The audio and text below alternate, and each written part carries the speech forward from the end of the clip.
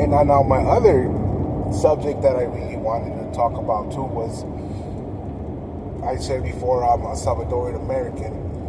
I was born in the LA County, but I went to El Salvador for a few years and I was raised out there. And I grew up with the whole gang culture, the whole gang environment with MS-13 and 18th Street. If you were from one city, you couldn't go to the other one. If you were from one state, you couldn't go to the other one. Certain cities, certain states, certain towns were run by certain gang, whether it be MS-13 or 18th Street.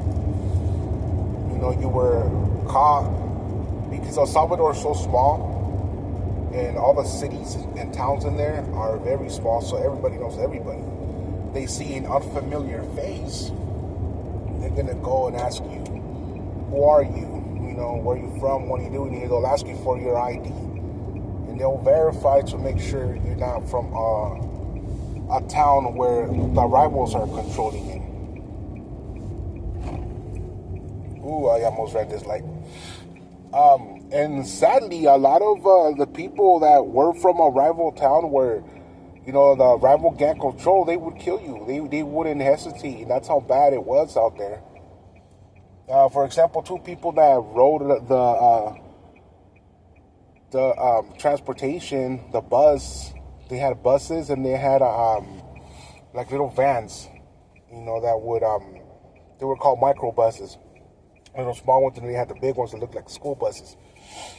And some of those rides are pretty long, and some people would tend to fall asleep. And then they would miss their stop, and they would wake up in another city or another state, and there was no going back from there, because now you had to figure out how to get back. And then the rival gang that controlled that city or state would kill you, you know. You know, they would mug you, they would, you know, tax people.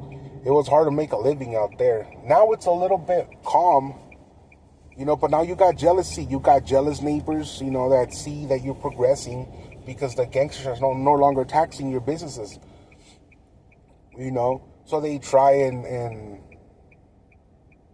destroy, you know, whatever little business you have because of being envious, you know, instead of being happy for you. But I noticed that, you know, I noticed that with a lot of people, man. You know, when they see you doing good, instead of supporting you, you know, they try to step on you. And us, especially as Hispanic, Latinos, we're supposed to, you know, back each other up, be more supportive. But, I mean, in general, everybody should be like that, you know. But the gang started when Ronald Reagan did the exact same thing that Donald Trump is doing right now. You know, he threw out all illegal immigrants, and they all made the gangs out there. Now the gangs out there are in jail because of Nayib Bukele. And then you got some of those gangsters that came from there here. So now Donald Trump is pretty much repeating the cycle. You're going to send all these illegal immigrants back over there, and they're going to start it again. I really hope it doesn't, because right now El Salvador is beautiful, man. It's always been a beautiful country, but right now it's safe. People can go out there and you know, do tourism, go visit the beach, you know, go to lakes, taste our good food, see our beautiful culture, and you don't have a good time. And hopefully this situation with the riots, you know, gets taken care of peacefully and nobody else gets hurt, because a lot of people have been getting hurt already. But hopefully it doesn't get taken to a whole different deal, you know. Hopefully. But that's the other subject that I wanted to touch on. Let's see what you guys write on the comments below. And remember, please subscribe, give me a thumbs up, and I'll be posting more videos. Sorry if you guys can't really see me right now, but it's pretty dark and I don't want to put any light in my car. There's a lot of police officers out right now. But you guys take care, man, and we'll be talking. We'll be in contact with each other. Yes, have a good night.